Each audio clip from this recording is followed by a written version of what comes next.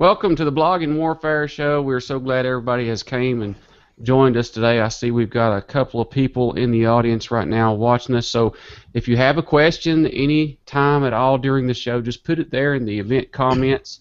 And don't forget to head over to bloggingwarfare.com. This site is fixing to be released, right, Rob? So real soon, real soon. Yes. So look forward to that, and we're so happy to have our guest with us today. But first, let me introduce my cohorts in crime. This is Rob Ryan. Hey, Rob, how's it going, buddy? Good, Wade, and that was a real nice little rhyme almost. The cohorts in crime, Rob Ryan. But yes, this is Rob from robertryan.ie, and I'm looking forward to this show to our ever-expanding global audience. Yes, and then again, the lovely Carolyn Capern. How are you today, Carolyn? Hey, Wade, good to see you. Doing well down here. Looking forward to the end of summer in Florida, which I think will be about a month and a half away based on usual timelines down here.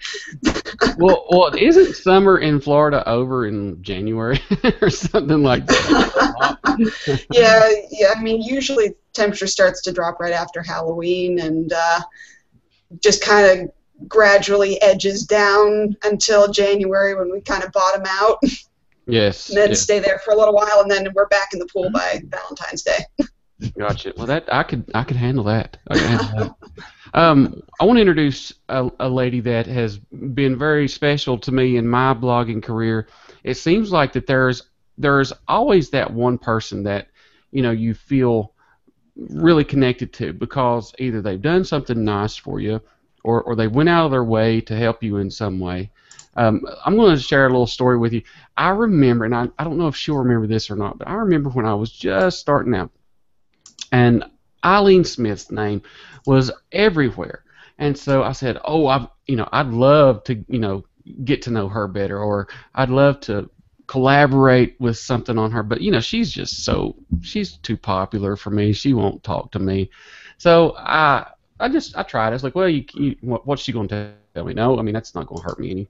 So I tried, and I contacted her. I was wanting to ask her a couple of questions, and she was so friendly to me and so nice, and she helped me so much on that post. I interviewed her, actually, and she was so friendly, and she actually recorded something for me, and I still have that, and I'm probably going to do something in the future on my blog that shares, some of the things that people have done that were nice, something that I remember. So you never forget those kinds of things. Ileane Smith has helped me get started in the blogging industry where I'm at today, and she was the first popular person to ever pay me any attention, and so it's a real pleasure to have Ileane Smith today. How are you today, Ileane?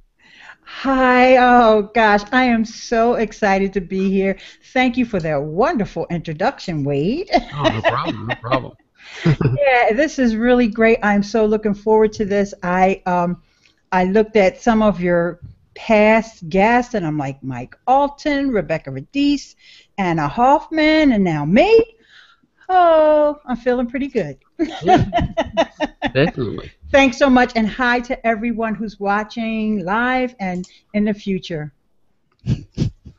All right, guys, let's get right up. What? A little time travel going on. Oh yeah, I wasn't talking about you two.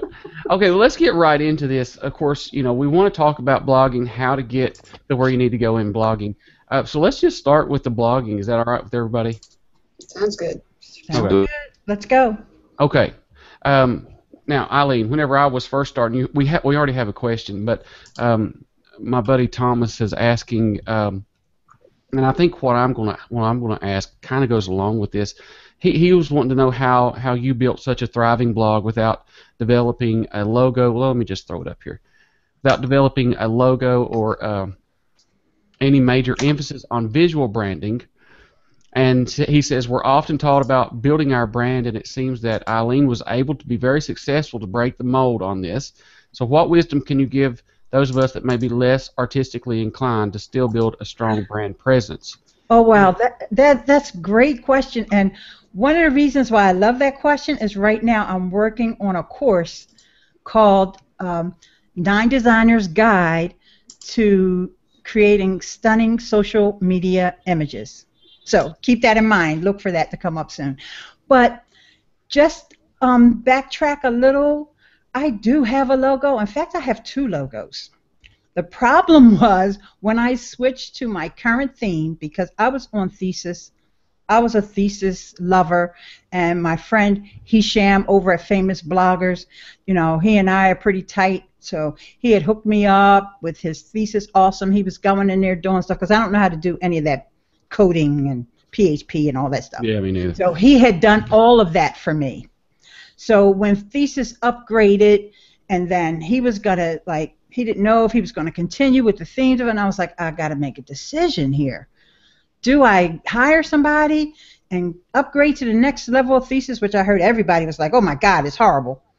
Yeah. And I was like, why don't I just go with Genesis? In the meantime, my other friend, Joey Kissimmee, he has the Appendipity frameworks, and so they're really geared for podcasters, even though the one that I'm using is not quite so podcasting centric. But in any event, my logos, neither one of my logos matched with my color scheme of my theme. And I thought, at this point, I think everybody kind of knows me. Yeah. And, it's branding, don't get me wrong. I love the idea of having things branded and all that stuff. But at the same time, it's like, it doesn't really matter. It's not something to stress over. Like if there's let's say, for example, somebody's out there right now and they want to start a blog. Don't let not having a logo stop you, okay?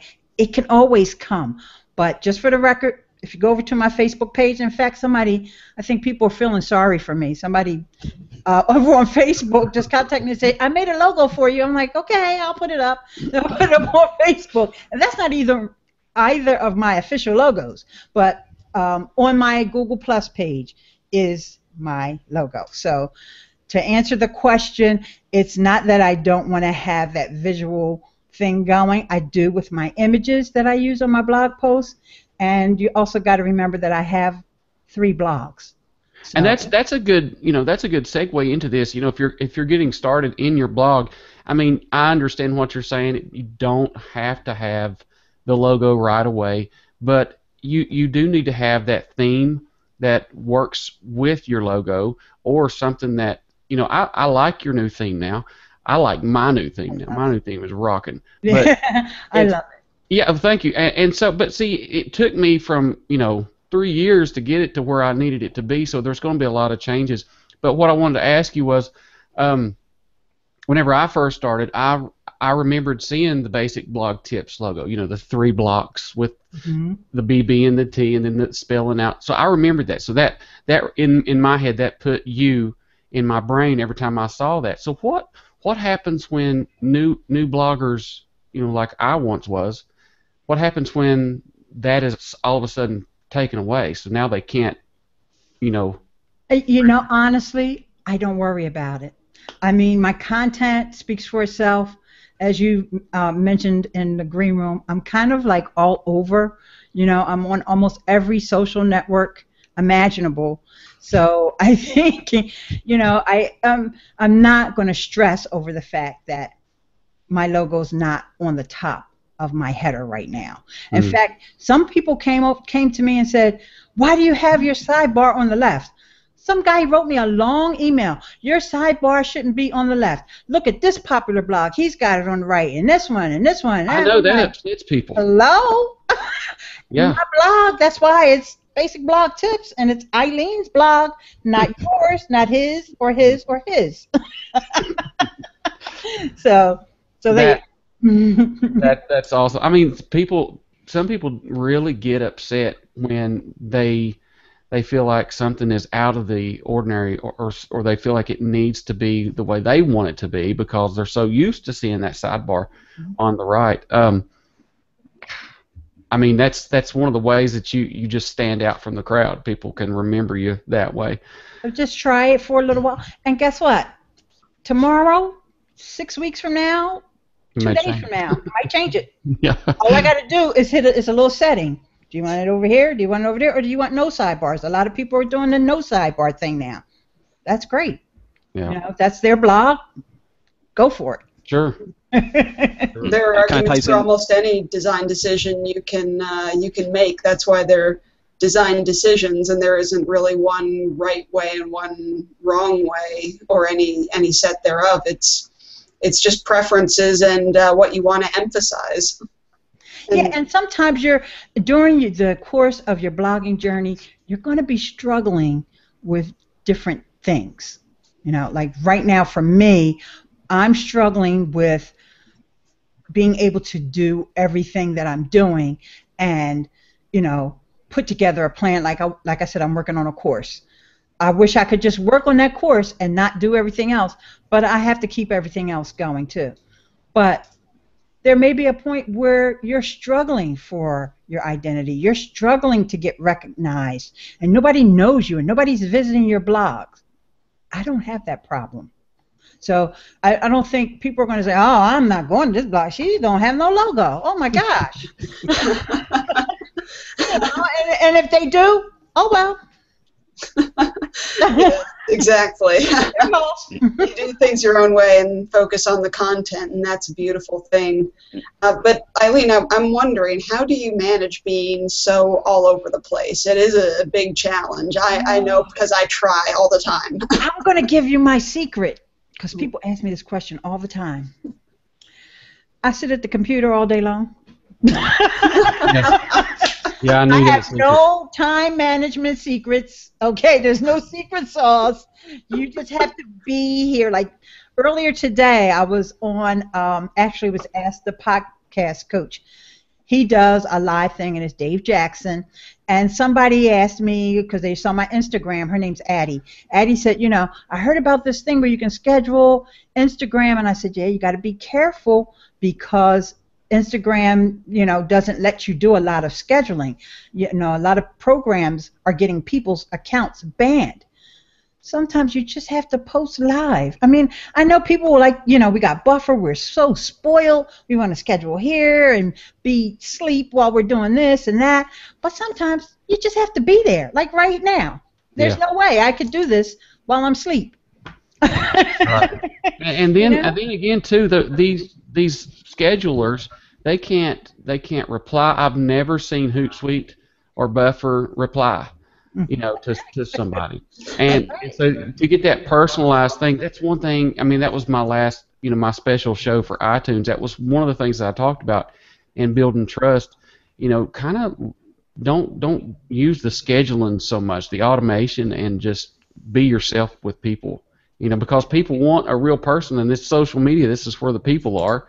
So you might as well be there too. So You have to balance it. You know, you do want to schedule sometimes. You know, like say for instance, I wanted something to go out right now, which I didn't think of until just now, saying you better get over there. I told you I was going to be live. You know, I could have scheduled that ahead of time, which I forgot to do. Sorry. But you know, you just want to balance it. You don't want to do that all the time. That's kind of goofy. no, I agree. Well, let me. Ileane, Oh, go ahead, Rob. well, we touched on Instagram there, and that was one of the things we kind of mentioned in the green room. And it was a bit of a ding dong. So, what are your thoughts on Instagram with regards to engagement versus traffic? Hashtag Ileane Graham. I'm terrible with names every time. Even I apologize. I apologize profusely. But we had Rebecca Radis on the show a couple of weeks back, and she also had some thoughts on Instagram. She said that, you know, the downside is you can't include your link in your messages or your as you post them, but people can click through to your website and presumably find whatever you're talking about by going to your profile. But what are your thoughts? Do you think you get more engagement on Instagram as a result of that? And what are the downsides with regards to traffic then? Oh, engagement. I'm glad you asked the question that way, because engagement is one thing and traffic is something totally different. As far as Instagram goes, I would not look to get a lot of traffic. However, Instagram is one of the most engaged networks. More engagement than Facebook, Twitter, of course Google Plus, or LinkedIn. Okay, there was a extensive study done about that. And I think that, and I wrote a post about this, in fact, I think that because it's so easy, you're on your phone, you're right there, you have your phone in your hand, all you have to do is tap it or double tap to like it. So, like how hard can that be? People are going to like it even if the picture sucked. It was just like, oh, Ileane posted something, double tap. You know what I mean? So you're going to get engagement. Of course, you want comments. You want people to even reshare, even though a lot of people don't know how to do that. You have to get a separate app in order, it's like Repost Wiz or something like that. But I think Instagram is a great network for people to get on because it's fun. So people sometimes, I think a problem that a lot of bloggers have, and even podcasters, is that they're just so hung up on traffic, and drive, push. Sometimes just relax, enjoy. Some people are posting the most gorgeous photos, and you don't have to wade through a bunch of other junk. You're just, maybe a 15-second video, and most of the time those are funny, or they're fun, and even if they're a time suck, 15 seconds? Come on, it's like, and that's why, like, I don't use it. I tried it, but Vine is another one. Some people, they're doing great on Vine, but to me, 6 seconds was just too short. But Instagram, what you do, and I gotta clarify this about your link. The only place you can put a link is in your bio. If you want to track that traffic, you must use a bit.ly link, and I'll tell you why. Because when you tap on that link, or someone taps on your link in your bio, it's going to open a thing that says, do you want to open this in whatever your browsers are you have on your phone? Chrome, or, well, in my case, it's going to be Chrome, or Internet browser. There's a generic browser on my phone. It's going to ask you that, and when it does that, that stops that tracking process. So when that person gets to your blog or your landing page or whatever, it's going to come in as direct traffic. Okay? So you have to use a bit.ly link, at least that way you know how many people clicked on it. Okay? Or if you have some other way of tracking clicks, you could try something else. But basically, I would not go into it, and I see people on Instagram all the time, oh, get 15 leads a day, whatever. Don't do it. Don't use any of these programs that auto-follow people like you do. Some people do on Twitter. Twitter may not ban you, but eventually Facebook and Instagram will ban you from using those auto-following. They even have auto-commenting programs. I posted something about that on Instagram. If somebody says something really weird, like when you post a video and they say, nice pic, huh? Or somebody yesterday said, thanks, Mom. I'm like, huh? My daughter is Nikki. That's funny. And so, but I did hear that, my friend, I've got a friend, Jen Harman, she does very well on Instagram, and the conversion rate from Instagram is very, very high, because when they see your description, whether it be an image or a video, whatever it may be, she says, I've been watching her, she gets like 80, 90 likes on each post that, comes back to, her blog. And so the way she does it is go to my profile and click the link to check out my new blog. And anybody who's teaching about Instagram is going to do well on Instagram, if they're doing it right. And Jen, she's a perfect example. There's also Sue B. Zimmerman. You can't talk about Instagram without mentioning her. And then also Shalene Johnson. She's another one that you should definitely follow. I think hers is Instagram Impact. Follow her. She's also just released a podcast, and so she's got some dynamite stuff coming. But, watch other people and see what kind of stuff they're posting. Like some of the experts, not necessarily Jen, but some of the other ones will say, you should only post super high quality pictures, and they should all be exactly about your topic. Well, if that works for you, you could try that. If that works for you, you know me. I don't play by the rules, right? I already told you guys that. So, not that I want to put up blurry images, but at the same time, I'm posting, I might post my toes when I get my pedicure done.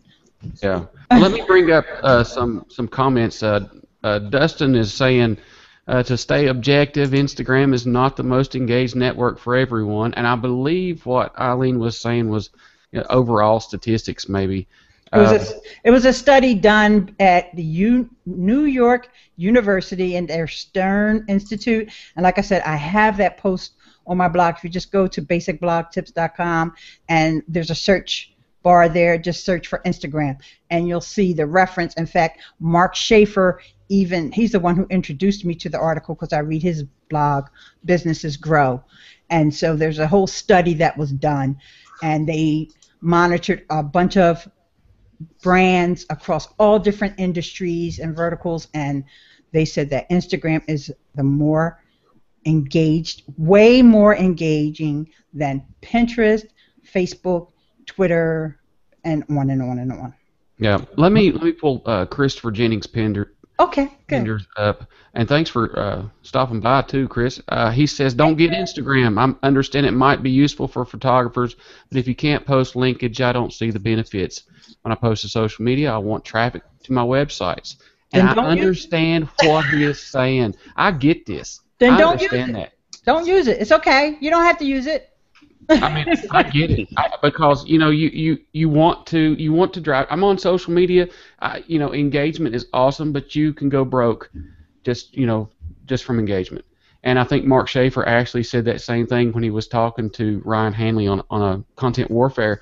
He says you could go broke from engagement. People say engagement is the number one thing, but it really ain't. It's the conversion that happens. There's so much stuff that goes along with it. It's not just the engagement, and it's not just the traffic.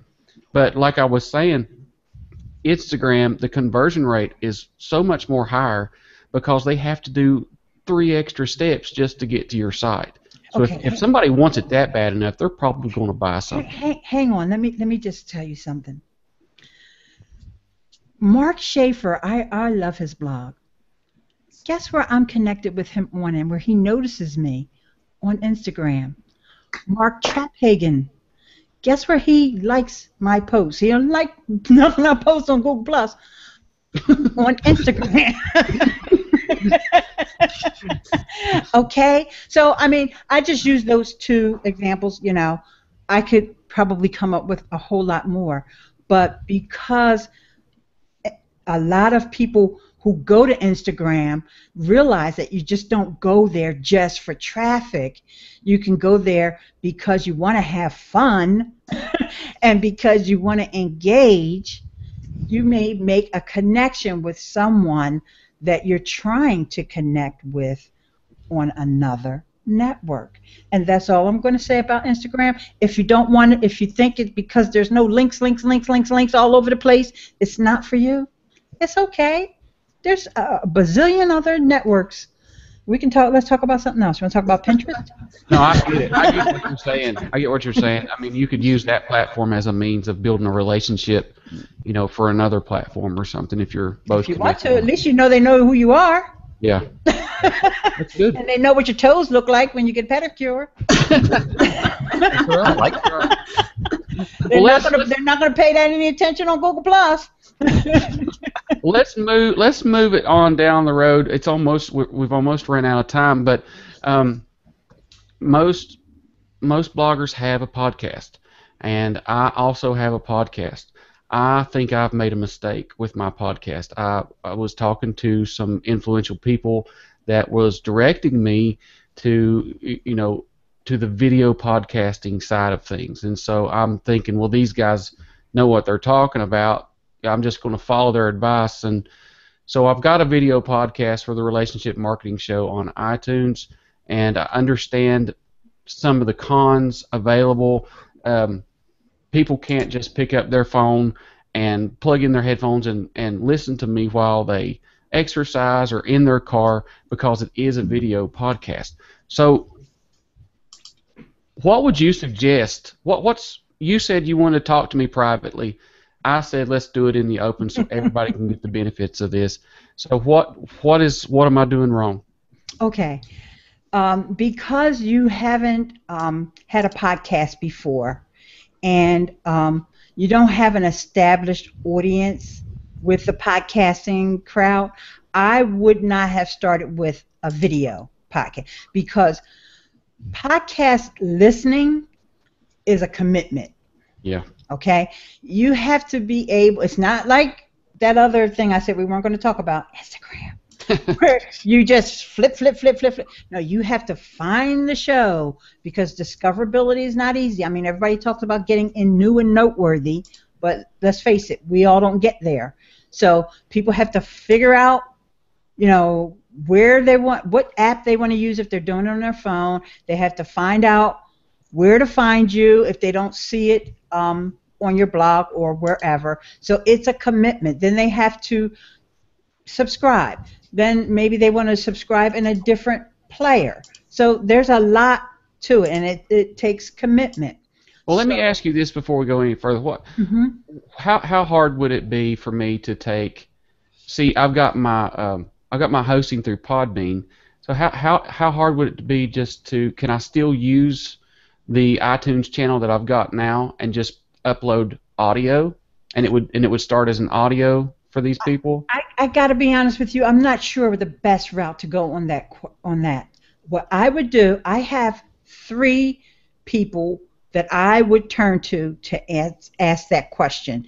And Dave Jackson is number 1, and he does an Ask the Podcast Coach live every Saturday morning. You could get free advice, but he also has a community which you could join. And so that's Dave Jackson from the School of Podcasting. I was on there this morning asking him some questions. Then after that would be Daniel J. Lewis from the Audacity to Podcast. Daniel has a video podcast, and he has a video and audio both with the same name. In fact, he won the podcast award 2 years ago. So he's also another good source, and these people are in the podcasting community. It's the Podcasters Technology Resource Community. You can come over there. I'll send you an invite because I'm a moderator there. Yeah, I'll send you an invite so you can get in there, and you can ask them, and they are very, very, open, and they'd be willing to ask. The third person would be Ray Ortega. Now, you could also ask the folks at Libsyn. I probably would not have gone with Podbean. I don't know what their rates are, but I have heard some horror stories about Podbean. So the people at Libsyn could also talk to Rob Walsh or Elsie Escobar. And like the only reason I didn't go to Libsyn was because it's like double the price, and since it's just now starting out, I'm like, well, let me just see how this is going before I fully commit to the whole process. And I've heard good things about Podbean, and I haven't heard anything negative. But after I sign up, people are like, oh, Podbean's not any good. Difficult. So those 3 people that I mentioned. Anytime you have a podcasting question, that goes for anybody who's out there listening. Like I saw an article one time. It was an in-depth article. It was supposed to be about the ultimate guide to starting a podcast. And this was by somebody who doesn't have a podcast, who's never even been on an interview on a podcast, okay? And they didn't mention either of those people, Dave Jackson, Daniel J. Lewis, or Ray Ortega. So to me, it was just like, just draw an X through that article. You can't talk about starting a podcast without, going to, and Cliff Ravenscraft. I am so sorry I didn't mention him earlier, but I'm just a little bit more connected with the others that I mentioned.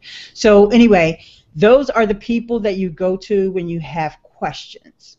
Okay? Cool. Yeah, if you'll send me that link to that community, I'm going to invite you. No problem. As soon as we get off this hangout, because like I said, this podcast, there's two communities. I have to be frank. I don't visit the other one, but it's called Podcasters.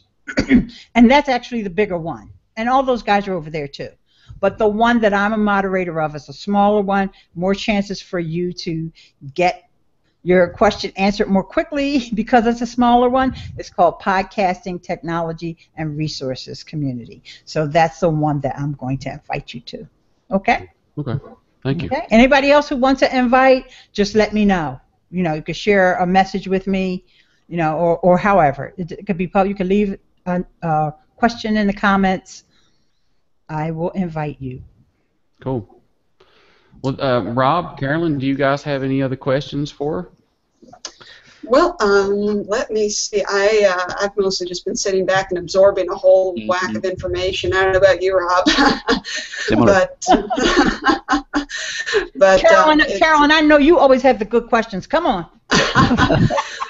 Well, you know, SoundCloud's been a lot on my mind lately, and I actually was wondering your specific thoughts on the merits of using that platform, and and also, you know, just on a practical level, what your tools are that you want to use that you like to use to create those podcasts. Okay, SoundCloud is okay. It has some advantages. People like it because it has a beautiful player and it shows up nice. Even on Google Plus, I think it shows up.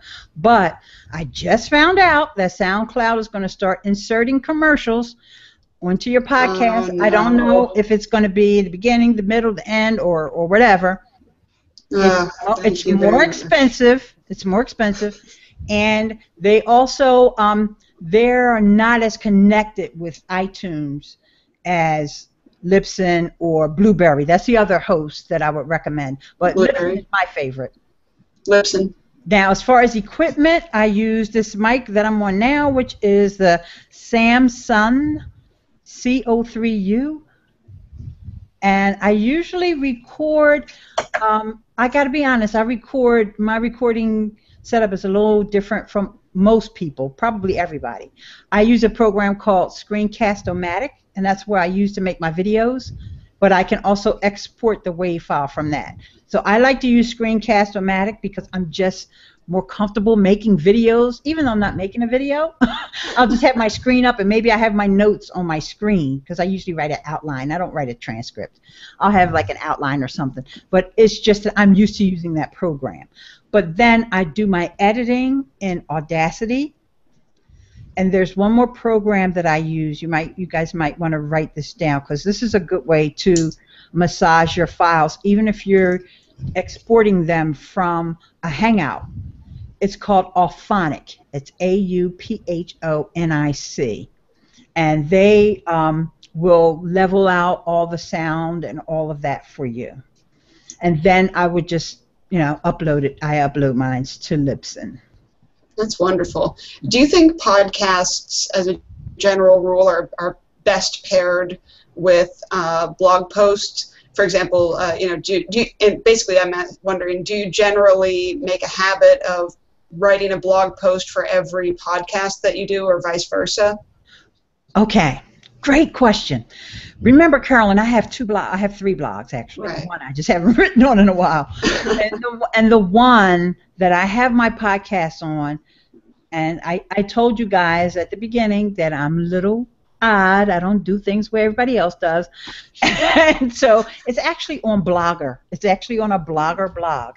And so each podcast has a blog post with an image and all of that. And sometimes if I happen to have a video that I've already previously recorded, I may embed that. I've even got some slide shares that I've created that may be appropriate to embed with the podcast episode blog post, and so I'll embed that. Now, in the very beginning, when I first started that Blogger blog, I decided that, okay, let me just give a beginning bloggers course. I gave 5 podcasts, 5 different episodes that were a beginning bloggers course. I also embedded all 5 of those on a page on my WordPress blog, and that's probably my one Basic Blog Tips. It's actually basicblogtips.com/blogging-tips, and on that page there's 5, and that's probably the highest traffic page on my blog right now. So I hope that answers all of your questions. I don't know if I missed something or not. Okay. No, I think you covered it. Yeah, but because I'm making videos as well, and I make way more videos than I do podcasts. But a lot of times, like even Wade wrote this fantastic guest post for me about email marketing, and I mean that post was being shared by, you know, I think Marketing Land linked to it, and the other day I saw I Hewlett can't get Packard. them to link to me. Yeah, Hewlett Packard Small Biz, tweeted it. I'm like, huh? How did I get on their radar? But anyway,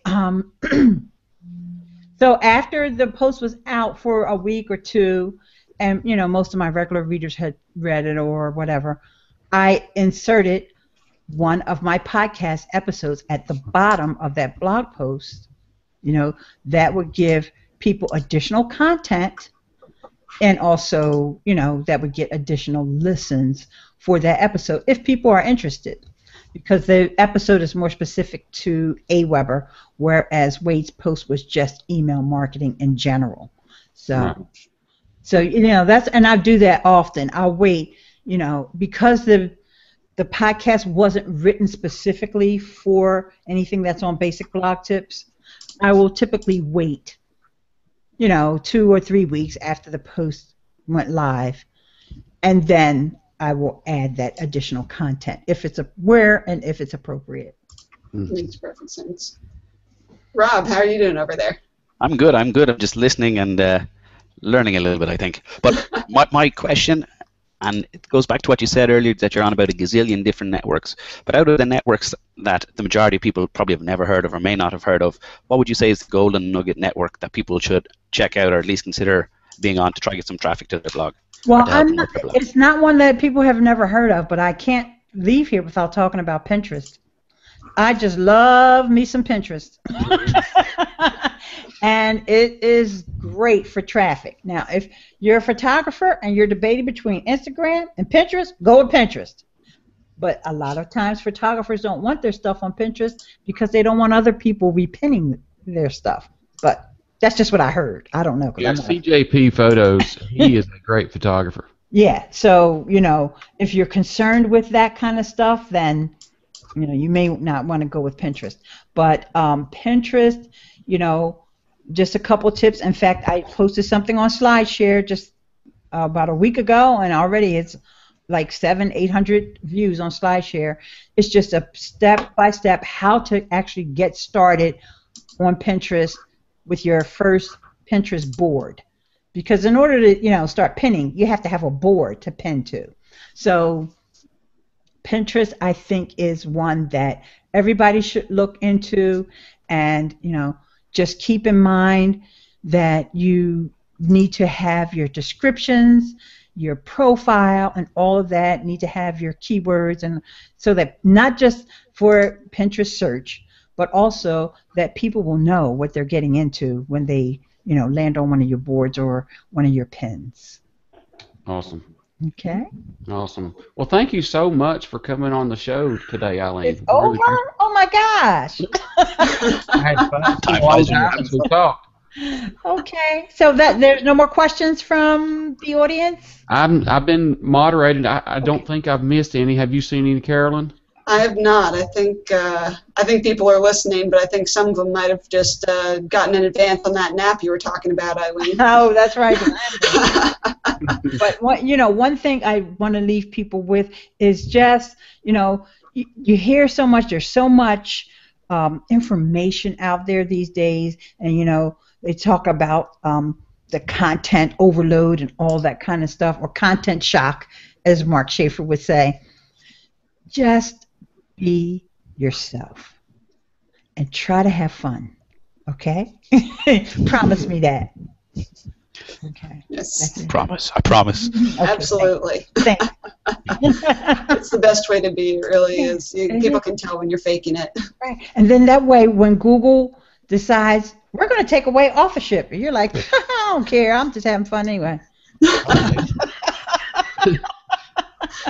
That's right. That's right. Well, Carolyn, do you have any final words?